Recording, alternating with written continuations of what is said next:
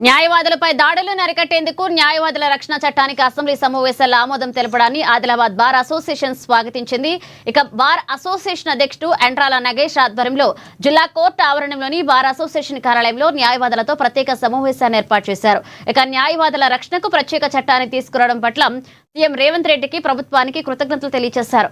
పలువురు న్యాయవాదులు తమ అభిప్రాయాలను వ్యక్తం చేశారు. ఇక చట్టాన్ని పకడ్బందీగా అమలు జరిగేలాగా చూడాలని ఆకాంక్షించారు. సమగ్ర చట్టాన్ని త్వరలో రూపొందించి పకడ్బందీగా అమలు చేసేలాగా చర్యలు తీసుకోవాలన్నారు.